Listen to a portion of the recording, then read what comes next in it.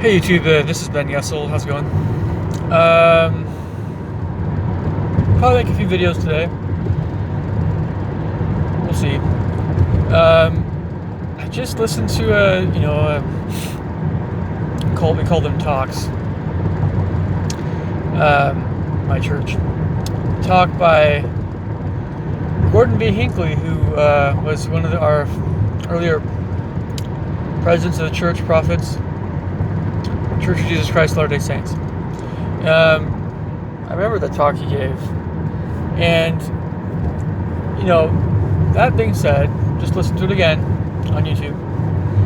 And having watched a bit more touching, emotional kind of Twilight Zone episode while I was at the dentist getting a cavity basically filled. That was basically one of my old fillings that was kind of getting a little bit weird. The dentist fixed it up. So those two things combined with some kind of ongoing trains of thought will start out this video. So sometimes I'll tend to make longer videos, and there's definitely reasons why that is. Some things will not be remedied overnight. For some things there are no easy answers. This is why some of my videos are longer. Just all depends on the nature of the video, and many topics come back to over and over and over again, probably till they are fully remedied or solved. I've mentioned before that I have no great love for certain members of my church, certain kinds of members of my church. I have no great love. Or if I have had any great love, it's not something that's a continual kind of love. So in that respect, I'm not yet like Christ. But then, by the same token, I think the vast majority of people in the world are like that way. If they've known who I've known, most people in the world wouldn't even give them a second's attention. I do, but I still recognize that I'm nowhere even close to the Lord, the way He was. But there are many members of my church I don't care for. That being said, there are definitely, without a doubt, people I don't care for outside of my church. I thought I'd mention that just initially because, I have to say that at the outset. This precedes everything else I'm talking about. I think that, there's often the question of who do we ally ourselves with? Which group or groups do we identify with? We often think of this question in terms of something political or racial or cultural or socioeconomic. I would encourage you to not necessarily think of that question just in that respect.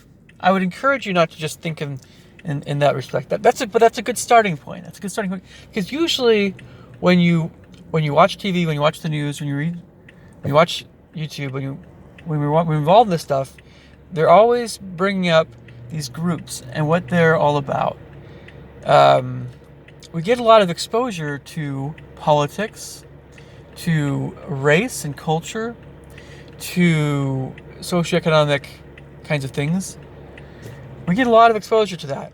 We don't always get a lot of exposure to the sorts of people and groups that aren't always in the public eye as much. And so I think if we want to understand ourselves better, and we want to be happier, and we want to find our group, and we want to find groups that are more and more aligned with what we are about in life, what will help us be happier, that we need to further refine what those groups actually are. And as we come to discover new groups, or maybe subsections within the bigger group that we more closely identify with, that we identify with those groups. But it's but regardless of what I'm saying, there are certain things that should always, I think, underpin all of our searching. I'll get to that. What kinds of groups am I talking about? Well, when you're in school, when you're in college, sometimes you'll want to identify with people of your major, or people that take similar classes that you take, have similar interests. Yeah? Yep. You'll also come to identify with maybe people that have similar psychological conditions that you have, if you have a certain psychological condition, or a personality trait, or the 4 letters ESTJ, INFP, whatever it is, the Carl Jung personality types, or the 4 different colors: red, yellow, blue, white, and different combinations of those colors. Or you'll come to identify with smaller religions, maybe with I mentioned interests, not just academically. There's also hobbies and clubs and things. Maybe you come to identify with even more disparaging terms that sometimes are used in high school settings in the United States, like jock and nerd, because you will say, oh, I really have a lot of that element in me. And usually it's, I've noticed that people take pride in saying jock or nerd, geek, or maybe a few others, maybe. But a lot of these terms really aren't very flattering. I think preppy is another word used to hear in the 90s. I don't know if that word's really used much anymore.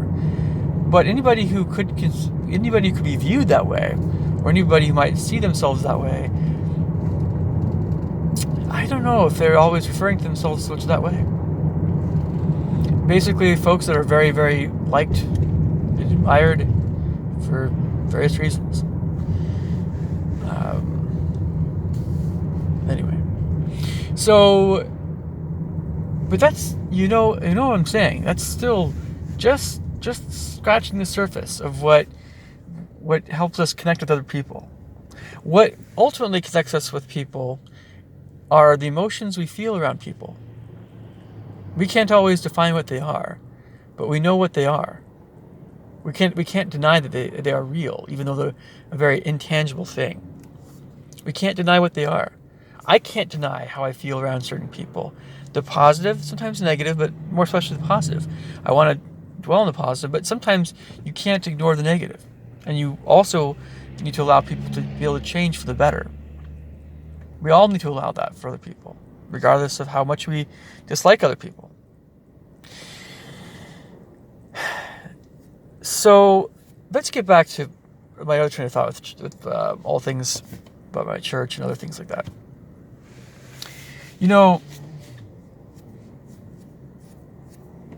I know the feeling. I know the feeling personally of feeling included at times, or more included, more welcome, as opposed to not welcome, excluded. Let me give you a few real concrete, tangible experiences in my life when I can say that I felt either excluded or included. Okay, so feelings of inclusion are obviously with my own family. And I shouldn't say obviously, because sometimes some of you guys feel excluded by your family. But I've felt very included by my family. As well as certain people I've known, certain other people I've known in my life. Not always all that many people. And they've come from all walks of life, all races, all religions. And you know when you're in that person that you feel included. You feel that they want your company, that you're very welcome around them. I know what that feeling is like, and it's often just one person or a few people. And it's a unmistakable feeling of inclusion. I wish I could be more specific. I mean, I can name names that you would know of these people anyway. And there have been times when I felt included by my ward. They call them wards. It's the same thing as a congregation. It's a Church of Jesus Christ of Latter-day Saints kind of congregation. We call them wards. There have been times when I felt included by my ward. Now, there have been times when I have felt excluded by my peers as well. So I felt included by my peers, some of my peers, and also excluded by my peers. Generally speaking, at BYU, I felt both included and excluded. Both. But generally more included. But if I've ever felt excluded, it was often because I was taken for granted because I was yet another white, Anglo-Saxon more or less, Scottish, basically Anglo-Saxon, white, male, member of the church. Most people at BYU were white, conservative, Mormon. If you weren't that way, you were definitely noticed. I've mentioned that before. Take that for what it's worth. Even if you're Italian, people notice that stuff. But if you're Northern European, Utah, American, many people will go, oh, okay. Because that's how many people are.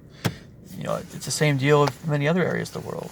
I wish it wasn't that way, but when you just seem like everybody else, you just seem like everybody else, and people don't always get to know you. They don't want to get to know you as much. But if I went to Africa, I'd be, whoa, man, white person, wow. Asia, same deal. Then you feel like, oh, okay, wow, I'm special, I guess. Well, okay, it's just that you're very unique compared to.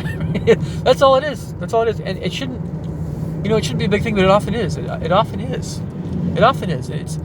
There's so many people that on YouTube make these videos about living in another country. You'll get that vibe of, oh man, I kind of knew what I was getting into. I'd be viewed differently, and negative, positive, negative. It's a very real thing, folks. And Mormons are not separate from that very universal human trait of, well, you're like us or you're not. In positive or negative way. I don't know. So this whole inclusion thing, it's not always what other people say to us, or not always how other people act around us. It's often what we think ourselves about where we stand with regard to other people. It's both. It's both our own thoughts and others as well. And if you guys know me pretty well, you know that I do tend to do a lot of this thinking on my own. A lot of this stewing, yes. It is in my personality. I can't deny it. And some of that self-talk, I have to, just kind of put an end to it sometimes. Other times, you just have to just indulge it. But it's important to realize, with those of you who are thus inclined this way, just try not to let it get the better of your common sense and common judgment. We need some kind of frame of reference. If we want to know where we stand with different kinds of people, if we really do want to know where we stand, some people are out to lunch, or they're not very mature, or they're going to toy with you. They're not going to be sincere for real with you. And so then you go to their parents, if it warrants that. Or you just say, you know what, if you're not going to be real for me, you're just going to treat me like crap, or you're just going to play games with me, don't worry about it then. I don't want to talk to you. And that's probably a good decision regarding that person, how they're treating you, That's probably a good decision. Because, yeah. So, it's always more or less temporary in the eternal scheme of things. It's always temporary, Who would have an eternal grudge? Very few people have eternal grudges, So, yeah. So, what was I going to say here? This inclusion-exclusion thing. I'm going to go to Twilight Zone and come back to the church stuff here. So this Twilight Zone episode I saw, and I was very moved by it. And it was true when you have another can of funny gas in your system, you tend to have loopier thoughts that you normally wouldn't otherwise have, or maybe you feel things more deeply. I don't know. But this Twilight Zone episode involved this. And by the way, in case you guys are wondering, yes, part of my mouth is a little bit numbed. That's why I'm talking with a little bit of a different enunciation, I suppose. But a little bit of the Sly Stallone lost. You know what I'm talking about, okay. The mouth thing. So,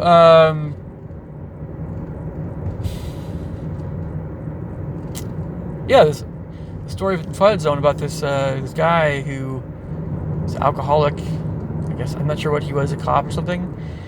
And he had a chance to see his son. But his son was dead. But he had a chance to go to his park with him and spend time with him. And he was so overjoyed to be around him. And then the son had to leave because he was dead. And his father was so overcome with grief that he collapsed. I don't know if he died at that point. I think that was the end of the story. And the feeling I had was, when we have people that we love or that are close to us, or we can't take those things for granted. We can't take people for granted because they could be gone, at any moment, and we wouldn't, or they could be moving on with other things in life, and they'd be gone from our lives, and that's it. That's our, or whatever. Until we have a time to see them again. That's and so we can't afford to take anybody for granted. No one. And we have to be forgiving for other people. And I'm saying this for myself. I have to keep working on being forgiving. And it's going to take the rest of my life and beyond to be, more the way I ought to be. So, there's still things I want to talk about, folks. And I'm going here on, 16 minutes. And I understand sometimes these videos go long. This is the reason that I'm on YouTube doing this stuff, is because YouTube allows us to be more this way, as far as I know. And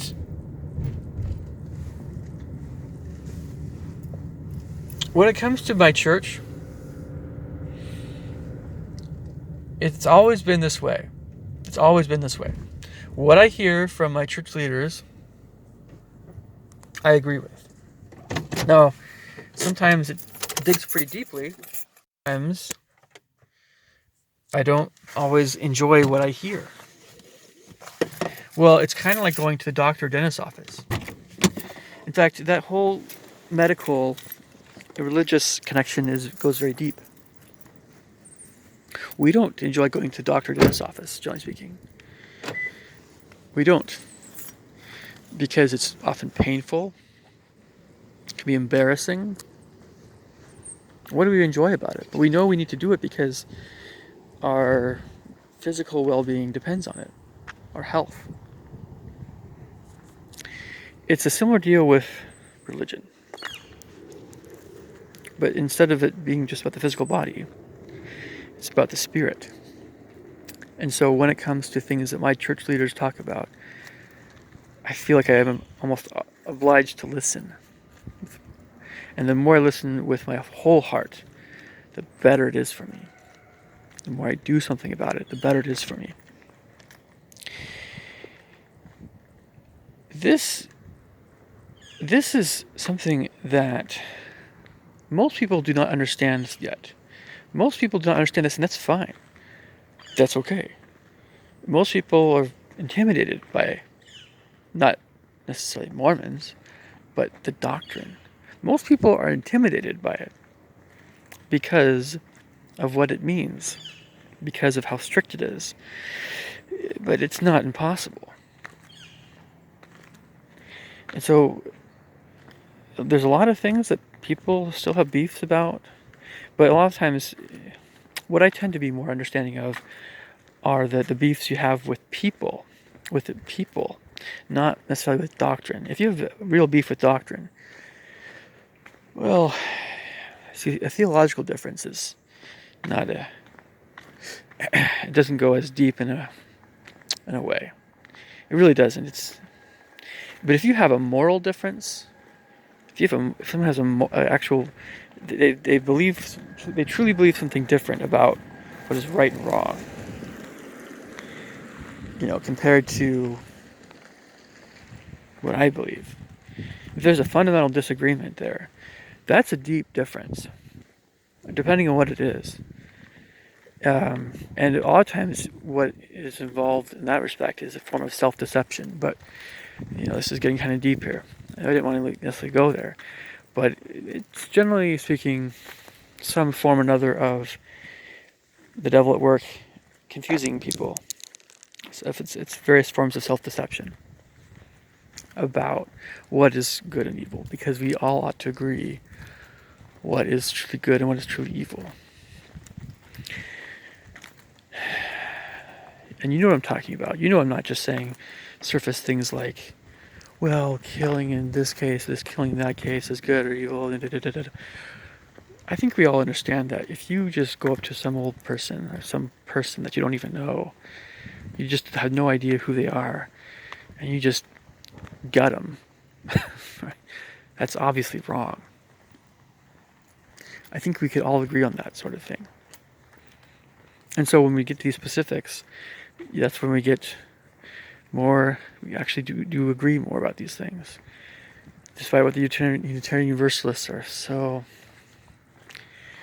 Anyway, that's another subject. So the thing is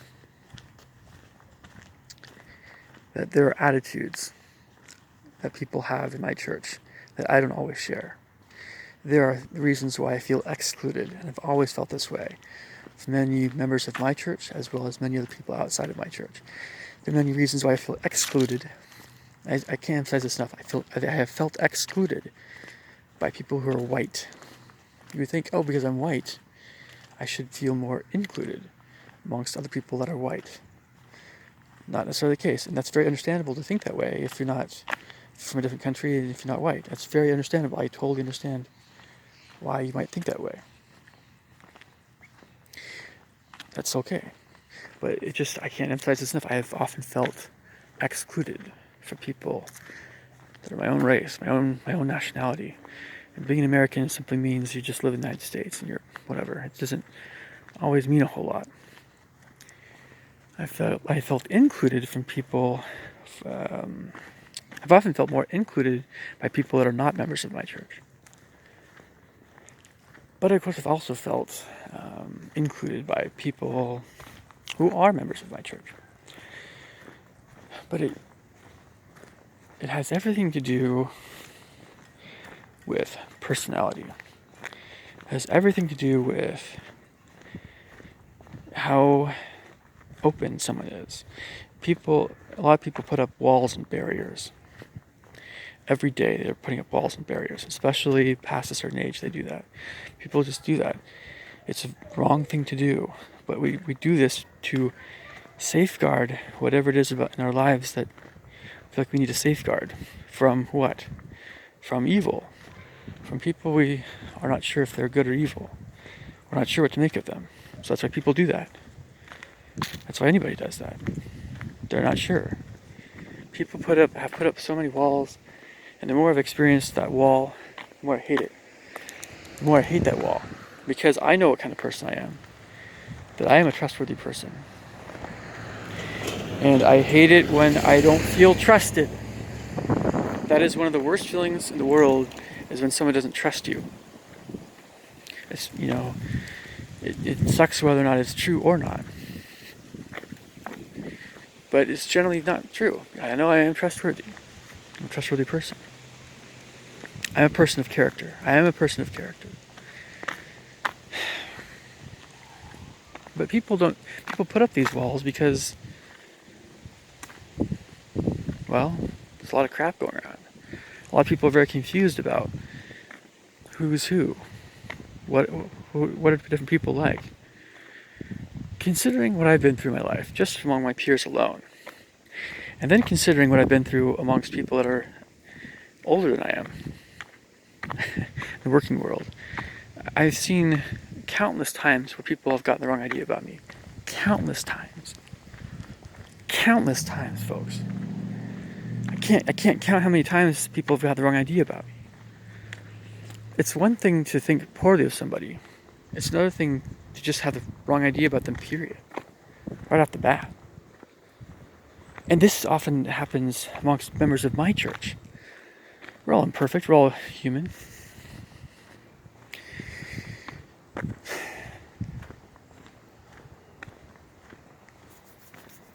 What do you, I mean,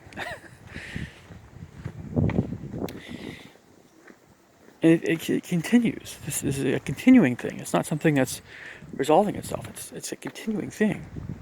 It never seems to be fully resolved because people, it's kind of like, it's a little bit like, if you've seen Stephen King's It, it's a little bit like everybody, a lot of people are in this state of mind where they're living in Derry, Maine, and this Pennywise creature, right, has such control over the area, he's able to cloud the minds and hearts of everybody in the area when bad things are happening to somebody. You know, Stephen King understands evil. I mentioned this before. He understands evil so well. That's how the devil is. Because that's how the devil is. That's how demons are. And what's happening in real life is that that's happening increasingly. More and more this is happening. You see this every day. It's getting worse. Not better, worse. Amongst more people in the world. When you have moral judgments being clouded, when people are not fully in control of themselves, when people make erroneous judgments about other people, when someone becomes an offender for a word, just a word, when someone becomes an offender for a word, something someone says, that someone doesn't agree with, or someone gets the wrong idea about something someone said because of a single word, and maybe that person becomes an offender. That's what I'm talking about. Sorry, folks, it's very hard to see what's happening in my video. I'm going to make a part 2 here in a sec. It's just the sun's glare is really bad. I'm going to wrap this up. I'll make a part 2 in a second. Take care. Bye.